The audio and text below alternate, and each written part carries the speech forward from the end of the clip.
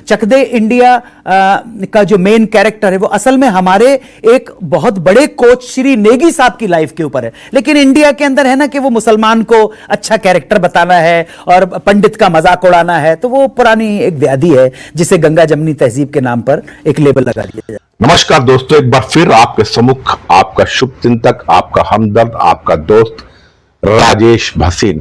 आपने अक्सर थूक जिहाद, लव जिहाद, लैंड जिहाद और मूत्र जिहाद के बारे में सुना होगा, लेकिन आज मैं आपको एक नए जिहाद के बारे में बताना चाहता हूं। जी हां, वह है फिल्मी जिहाद, यानी बॉलीवुड का जिहाद। पिछले 50 वर्षों से लगातार हिंदू धर्म को नीचा दिखाने के लिए बॉलीवुड के फिल्म निर्माता और निर्देशकों ने कोई कोर कसर नहीं छोड़ी, और उसमें सबसे बड़ा जो योगदान रहा वह इस जोड़ी का रहा, यानी सलीम जावेद का। इनमें जो सलीम है वह सलमान खान के अब्बा जान भी है। आजकल ये वैसे भी लॉरेंस बिश्नोई के मामले में बहुत सुर्खियों में रह रहे हैं। दूसरे हैं ये जावेद साहब, और इनके साथ जो हिंदू धर्म को नीचा दिखाने में भूमिका निभाई है वो है सदी के महानायक यानी अमिताभ बच्चन जी। फिल्मों में आपने अक्सर नाम देखा होगा गुनाहों का देवता। गुनाह एक उर्दू या फारसी लफ्ज है। कभी भी गुनाहों का पैगंबर नाम से कोई फिल्म नहीं बनी होगी, लेकिन गुनाहों का देवता के नाम से फिल्म बनती है। हवस का पुजारी, हवस भी एक फारसी या उर्दू लफ्ज है, लेकिन हवस का मौलाना के नाम से कभी फिल्म नहीं बनी। हवस का पुजारी ही क्यों दिखाया जाता है? खैर, मैं आपका ज्यादा समय नहीं लूंगा। सबसे पहले आप ये डॉक्यूमेंट्री देखिए, आप समझ जाएंगे किस तरह से बॉलीवुड में इस्लामिक जिहाद फैलाया जाता रहा है। विजय, और इस किरदार को निभाया है द ग्रेट अमिताभ बच्चन ने। तो दीवार फिल्म का नायक विजय बचपन से ही नास्तिक हो जाता है। नास्तिक यानी जो भगवान में विश्वास नहीं रखता। फिल्म में विजय कभी मंदिर नहीं जाता है, उसकी मां और भाई हमेशा मंदिर जाते हैं, लेकिन विजय मंदिर के बाहर गुस्से में सीढ़ियों पर बैठा रहता है। और यहां तक कि उसकी मां जब उसे मंदिर का प्रसाद खिलाने के लिए आती है तो उसे भी खाने से, उसे भी लेने से वो अपमान पूर्वक इनकार कर देता है। यानी विजय 100%, 100% नास्तिक बना है। लेकिन आप इसी फिल्म के आगे की सीन देखिए। विजय जिस डॉक पर कुली का काम करता है उसे वहां पर रहीम चाचा मिलते हैं। रहीम चाचा विजय को बताते हैं कि उसके बिल्ले का नंबर 786 है, 786, और यह नंबर बड़ा पवित्र होता है। नास्तिक विजय, जो भगवान को नहीं मानता, जो कभी मंदिर नहीं जाता, जो भगवान का प्रसाद नहीं खाता, वो अचानक 786 नंबर का बिल्ला देखकर ऊपर वाले में विश्वास करने लगता है। फिल्म के कई सीन में विजय इस 786 नंबर वाले बिल्ले को चूमता है, आंखों से लगाता है और बड़े भरोसे के साथ इसे अपने साथ हमेशा रखता है। अब सवाल उठता है कि विजय जो नास्तिक है, भगवान को नहीं मानता, मंदिर में जाकर भगवान से बहस करता है, भगवान को उल्हाने देता है, यहां तक कि फिल्म के आखिरी सीन में वो अपनी गाड़ी मंदिर की सीढ़ियों पर चढ़ाकर मंदिर की सीढ़ियां तोड़ देता है। लेकिन वही नास्तिक विजय 786 के बिल्ले को अपना सब कुछ मानता है। आइए अब नास्तिक की परिभाषा को समझते हैं। नास्तिक शब्द का मतलब है कोई ऐसा व्यक्ति जो ईश्वर या किसी भी देवता के अस्तित्व में विश्वास नहीं करता, यानी वो किसी ईश्वर, अल्लाह, गॉड को नहीं मानता। नास्तिक अपने जीवन की परिभाषा खुद तय करते हैं और उन्हें किसी तरह की परंपराओं से कोई मतलब नहीं होता। लेकिन मशहूर राइटर सलीम खान और जावेद अख्तर की जोड़ी ने दीवार फिल्म में नास्तिक की एक नई परिभाषा कर दी, जो भगवान को नहीं मानता लेकिन 786 को मानता है। अब यह कोइंसिडेंस है या फिर सोच समझकर किया गया है ये कार्य, यह कहना मुश्किल है, लेकिन सवाल बॉलीवुड की सोच पर जरूर उठता है। आप सब लोगों ने बड़े ध्यान से फिल्म देखी होगी। यह फिल्म दीवार के बारे में बताया जा रहा है। मैं और भी आपको अभी विजुअल्स दिखाऊंगा और फिल्मों के बारे में बताऊंगा, लेकिन यह थूक जिहाद कहां से आया, सबसे पहले मैं उसके बारे में बताता हूं। इन जनाब को देखिए, ये सबके चहेते हैं और मैं भी इनका प्रशंसक, बहुत बड़ा प्रशंसक हूं अभिनय के मामले में। वैसे किसी बात में इनका मैं प्रशंसक नहीं हूं। आमिर खान साहब, एक इंटरव्यू के दौरान जब ये अपना एक कार्यक्रम टीवी पे चलाते थे, सत्यमेव जयते, उस इंटरव्यू में इन्होंने कहा था, मैंने जिस जिस हीरोइन के हाथ पर थूका, ये खुद इन्होंने अपने कार्यक्रम में कहा था, वह एक नंबर 1 हीरोइन बन गई। और इसी बात से जूही चावला और माधुरी दीक्षित इनसे काफी नाराज हो गई थी। उन्होंने कसम खाई थी कि दोबारा कभी भी हम आमिर खान के साथ काम नहीं करेंगे, क्योंकि इन दोनों हीरोइनों को टारगेट पर लेकर इन्होंने ये बातें कही थी।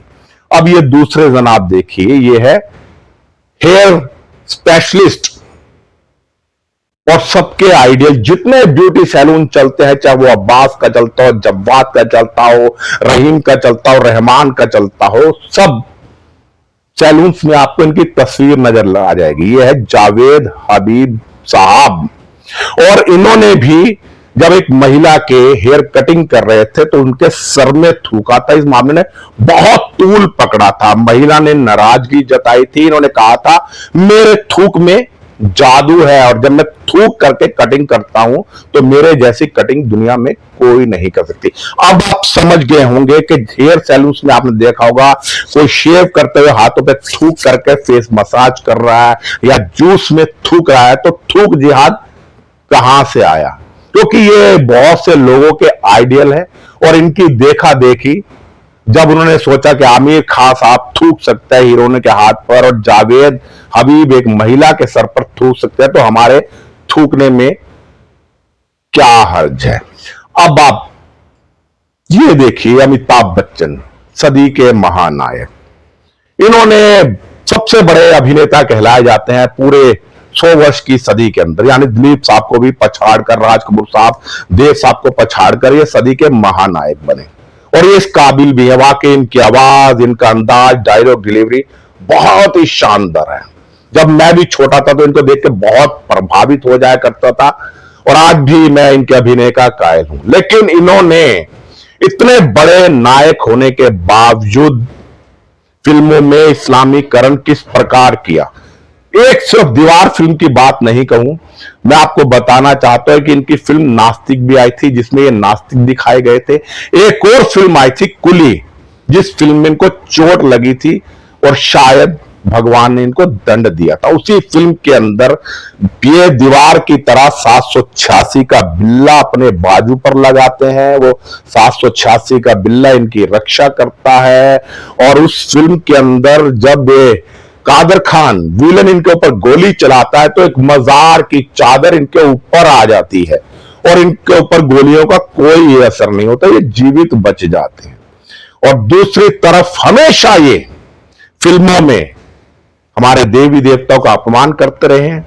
इतने बड़े नायक होने के बाद इन्होंने एक बात तो स्क्रिप्ट पढ़ी होगी, लेकिन इनको स्क्रिप्ट से कोई मतलब नहीं, इन्होंने कभी ऐतराज नहीं जताया। शोले फिल्म को ले लीजिए, सदी की सबसे सर्वश्रेष्ठ फिल्म कहलाई जाती है। आज भी बच्चे बच्चे की जुबान पर शोले फिल्म का डायलॉग होता है जिसमें एक काल्पनिक गांव था रामगढ़। जब रामगढ़ के अंदर केवल एक मुस्लिम परिवार रहता था, लेकिन उस मुस्लिम परिवार ने वो मस्जिद कैसे बनाई, और जब रहीम चाचा के पोते का कत्ल हो जाता है अब्दुल का गब्बर सिंह के द्वारा, तो वो जब वहां बैठे होते हैं अपने पोते के पास, अचानक पीछे से अजान की आवाज गूंजती है।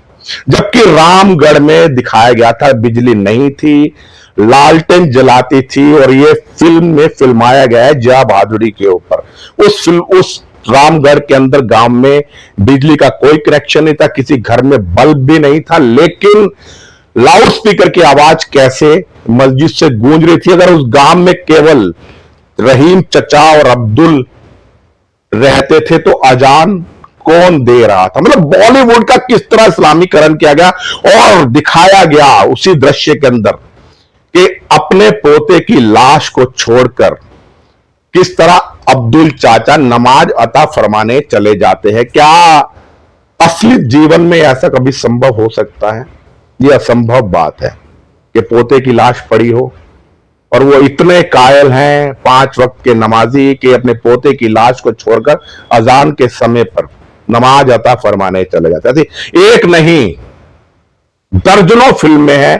और इस फिल्म के बारे में, चक दे इंडिया के बारे में आपने सबसे पहले देखा अन्नू कपूर साहब ने क्या किया, कहा था कि किस तरह हॉकी कोच का नाम बदल दिया जाता है, क्योंकि इस फिल्म को कबीर खान ने डायरेक्ट किया था और उन्होंने हॉकी कोच का नाम भी कबीर खान रख दिया, जबकि वो हिंदू थे, नेगी साहब थे। इस तरह से बॉलीवुड का इस्लामीकरण किया गया। किस तरह अमर अकबर एंथनी के अंदर साईं बाबा को उन्होंने प्रसारित किया और आज साईं बाबा की मूर्तियां जिस तरह से हटाई जा रही हैं, मैं बहुत अच्छा समझता हूं इस मामले को। लेकिन अमर अकबर एंथनी में एक सच्चाई भी थी। आप चाहे अमर बन जाओ, अकबर बन जाओ, एंथनी बन जाओ, लेकिन अंत में आपका बाप राम कृष्ण ही निकलेगा। बस इसी के साथ अपनी वाणी को विराम देता हूं। मैं हमेशा सत्य बोलता हूं, सत्य कहता हूं, इसलिए सबको सुहाता नहीं हूं मैं। अगर आपको मेरी बातें, मेरी जानकारी, मेरी वीडियो अच्छी लगी हो तो इस वीडियो को आगे भाई शेयर जरूर कर दीजिएगा और मेरे चैनल को सब्सक्राइब भी कीजिएगा। मैं राजेश भसीन, संवाद नेशन के साथ। जय हिंद, जय भारत, वंदे मातरम।